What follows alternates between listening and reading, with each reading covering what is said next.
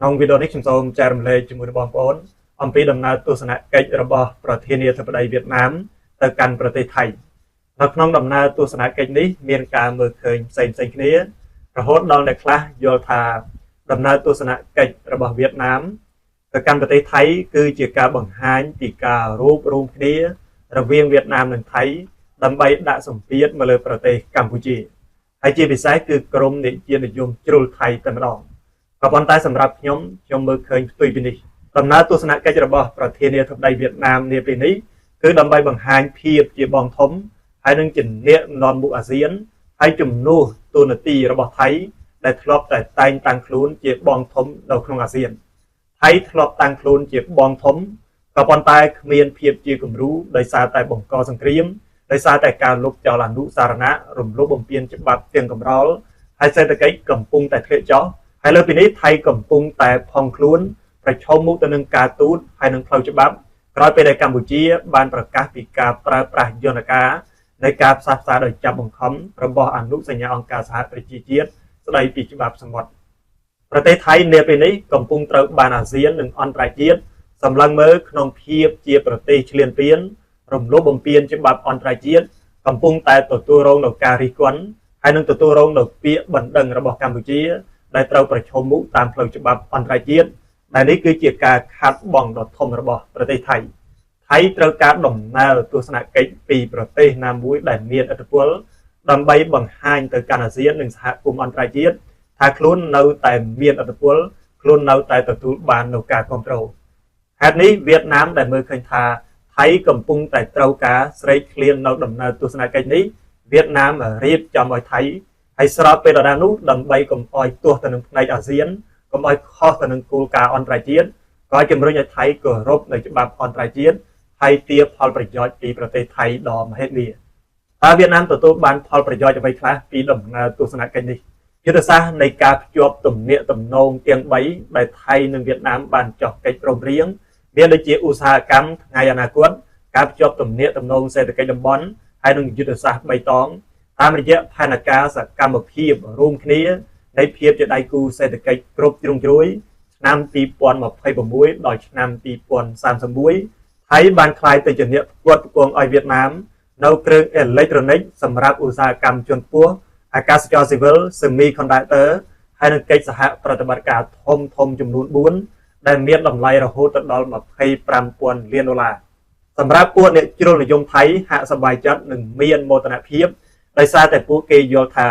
ដំណើរទស្សនកិច្ចនេះគឺវៀតណាមសហការជាមួយថៃដើម្បីដាក់សម្ពាធមកលើប្រទេសកម្ពុជាក៏ប៉ុន្តែជាការពិតដំណើរទស្សនកិច្ចនេះគឺវៀតណាមកំពុងតែបង្ហាញខ្លួនដែលតួនាទីជំនួសប្រទេសថៃហើយក៏កំពុងតែធ្វើឲ្យថៃក្លាយទៅជាអ្នកបំពេញបន្ថែមដើម្បីកំណើនសេដ្ឋកិច្ចរបស់ប្រទេសវៀតណាមហេតុអ្វីវៀតណាមមិនសហការជាមួយថៃដើម្បីគៀបប្រទេសកម្ពុជាមានហេតុផលសំខាន់មួយចំនួនទី1កម្ពុជាកំពុងដើរតាមផ្លូវយុទ្ធសាស្ត្រដ៏ត្រឹមត្រូវល្អឥតខ្ចោះនោះគឺប្រើប្រាស់យន្តការនៃការផ្សះផ្សាដោយចាប់បង្ខំដែលស្ថិតក្រោមអនុសញ្ញាអង្គការសហប្រជាជាតិស្តីពីច្បាប់សមុទ្រឬក៏ដែលយើងហៅថា UNCLOS ដែលនេះគឺស្របតាមបំណងប្រាថ្នារបស់អឺរ៉ុបស្របតាមបំណងប្រាថ្នារបស់សហរដ្ឋអាមេរិកហើយក៏ស្របតាមបំណងប្រាថ្នារបស់វៀតណាមដែលវៀតណាមក៏ត្រូវប្រើប្រាស់ UNCLOS ដើម្បីប្រឆាំងទៅនឹងប្រទេសចិននៅសមុទ្រចិនខាងត្បូងទី2វៀតណាមត្រូវការផលប្រយោជន៍ទាំងពីប្រទេសកម្ពុជានិងទាំងពីប្រទេសថៃសម្រាប់កម្ពុជាក្លាយទៅជាអ្នកផ្គត់ផ្គង់វត្ថុធាតុដើមឧស្សាហកម្មកម្រិតស្រាលដើម្បីបំពេញកំណើនសេដ្ឋកិច្ចរបស់វៀតណាមដែលវៀតណាមអាចយកទៅកែច្នៃបន្ទាប់មកយកលក់ទៅកាន់ទីផ្សារសហរដ្ឋអាមេរិកទីផ្សារអឺរ៉ុបហើយនិងបណ្ដាប្រទេសផ្សេងៗចំណែកថៃក្លាយទៅជាអ្នកផ្គត់ផ្គង់សម្រាប់ឧស្សាហកម្មធុនធ្ងន់ម្យ៉ាងទៀតនាពេលនេះខណៈពេលដែលពិភពលោកកំពុងប្រឈមមុខទៅនឹងវិបត្តិនៃការផ្គត់ផ្គង់ទាំងការផ្ទេរនៅបច្ចេកវិទ្យាហើយនិងសេដ្ឋកិច្ចហើយនេះវៀតណាមកំពុងតែសម្លឹងមើលដៃគូនៅក្នុងតំបន់ដែលខ្លួនអាចទាញផលប្រយោជន៍និងពង្រឹងអភិវឌ្ឍសេដ្ឋកិច្ចរបស់ខ្លួនទី2ផលប្រយោជន៍ដែលវៀតណាមអាចទាញបានពីអាស៊ានពីអន្តរជាតិនិងពីប្រទេសកម្ពុជាវៀតណាមមិនចង់ឲ្យអឺរ៉ុបអាស៊ាននិងកម្ពុជាមើលឃើញថាវៀតណាមកំពុងតែជួយថៃដែលជាអ្នករំលោភបំពានច្បាប់អន្តរជាតិនោះទេពីព្រោះហេតុអ្វីវៀតណាមត្រូវជួយថៃហើយធ្វើឲ្យអឺរ៉ុបហើយនិងអន្តរជាតិយល់ឃើញថាវ វៀតណាមកំពុងតែរំលោភបំពានច្បាប់អន្តរជាតិជាមួយនឹងប្រទេសថៃហេតុនេះគណៈពេលដែលកម្ពុជាបានរៀបចំយុទ្ធសាស្ត្ររុញថៃរហូតដល់ប្រើប្រាស់យន្តការ UNCLOS វៀតណាមត្រូវដើរតួនាទីជាអ្នកជំរុញនិងជួយបង្ខំថៃឲ្យគោរពច្បាប់អន្តរជាតិដែលវៀតណាមអាចធ្វើឲ្យអឺរ៉ុបអាចធ្វើឲ្យអាស៊ានហើយនិងកម្ពុជាយល់ថាវៀតណាមគឺជាដៃគូដ៏សំខាន់ជាអ្នកគោរពច្បាប់អន្តរជាតិដែលនេះវាគឺជាផលប្រយោជន៍ធំសម្រាប់វៀតណាមទាំងសេដ្ឋកិច្ចទាំងនយោបាយហើយនិងជាពិសេសគឺវៀតណាមដែលកំពុងតែមានចំនួនជាមួយចិននៅសមុទ្រចិនខាងត្បូងជាឧទាហរណ៍នៅក្នុងសេចក្តីថ្លែងការណ៍រួមរវាងថៃនិងវៀតណាមគឺវៀតណាមបានសង្កត់ធ្ងន់ទៅលើការប្រើប្រាស់ UNCLOS នៅក្នុងការដោះស្រាយចំនួនវាគឺជាគោលការណ៍ដាច់ខាតដែលប្រទេសទាំងអស់ត្រូវតែគោរព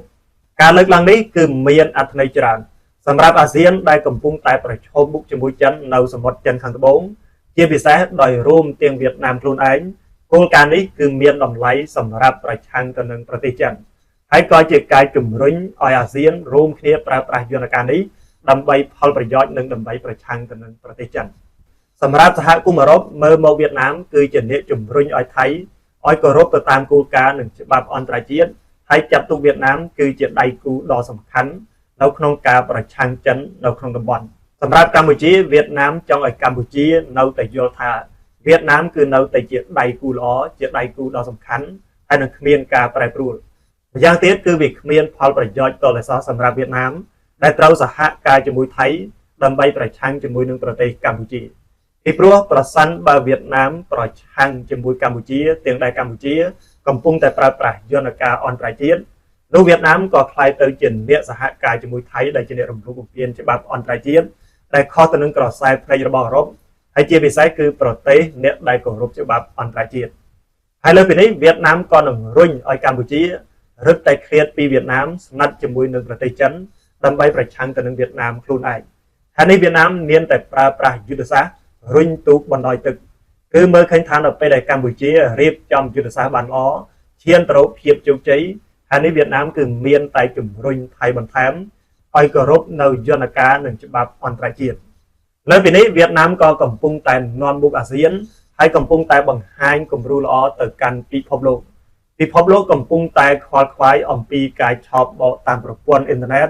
ហើយអាស៊ានកំពុងតែចោទប្រកាន់ដាក់គ្នាទៅវិញទៅមកទាក់ទងទៅនឹងប្រទេសណាជាប្រភពដែលជំរុញបង្កើតឲ្យមានការឆោបបោកតាមប្រព័ន្ធអ៊ីនធឺណិតហើយនៅពេលនេះគណៈពេលដែលអាស៊ានកំពុងតែពិភាក្សាអំពីក្របខ័ណ្ឌសន្ធិសញ្ញាបច្ចុប្បន្នរបស់អាស៊ានដើម្បីទប់ស្កាត់នៅការឆោបបោកឧក្រិដ្ឋកម្មតាមប្រព័ន្ធអ៊ីនធឺណិតដែលគេហៅថា ASEAN Extradition Treaty Framework តែពេលនេះគឺវៀតណាមបានសហការជាមួយថៃគឺជាអ្នកកំពុងតែនាំមុខដែលការនាំមុខនេះក៏ជាការបង្ហាញឲ្យអន្តរជាតិយល់ឃើញថាវៀតណាមកំពុងតែដើរតួនាទីសកម្មនៅក្នុងការកម្ចាត់ការឆោបបោកតាមប្រព័ន្ធអ៊ីនធឺណិតជារួមមកវិញដំណើរទស្សនកិច្ចរបស់វៀតណាមទៅកាន់ប្រទេសថៃគឺជាដំណើរទស្សនកិច្ចមួយដែលវៀតណាមទទួលបានផលប្រយោជន៍ដ៏ធំធេងនោះគឺបង្ហាញភាពជាគំរូនិងការនាំមុខប្រទេសដែលជាសមាជិកអាស៊ានហើយស្របពេលដដែលនោះក៏ព្យាយាមបង្ហាញឲ្យអន្តរជាតិមើលឃើញថាវៀតណាមកំពុងតែជួយជំរុញឲ្យប្រទេសថៃគោរពយ៉ាងខ្ជាប់ខ្ជួននៅគោលការណ៍និងច្បាប់អន្តរជាតិចំពោះប្រទេសថៃសាររបស់វៀតណាមគឺជាច្បាស់ខ្ញុំត្រូវការរកស៊ីពង្រឹងពាណិជ្ជកម្មជាមួយអ្នកឯងក៏ប៉ុន្តែអ្នកឯងមិនត្រូវរំពឹងថាខ្ញុំនឹងសហការជាមួយអ្នកឯងរំលោភបំពានច្បាប់អន្តរជាតិដែលធ្វើឲ្យអន្តរជាតិមើលឃើញខ្ញុំគឺជាអ្នកចូលរួមរំលោភបំពានច្បាប់អន្តរជាតិនោះទេពីព្រោះប្រសិនបើអន្តរជាតិយល់បែបនេះវាគឺជាការខាត់បងដ៏ធំធេងទាំងសេដ្ឋកិច្ចនិងការទូតរបស់វៀតណាមនៅលើឆាកអន្តរជាតិ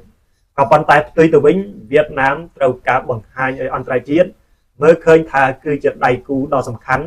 ជាអ្នកជំរុញនិងគោរពច្បាប់អន្តរជាតិដើម្បីផលប្រយោជន៍សេដ្ឋកិច្ចនិងការទូតទាំងបច្ចុប្បន្ននិងនាពេលអនាគតហើយជាពិសេសគឺដើម្បីប្រឆាំងទៅនឹងប្រទេសចិន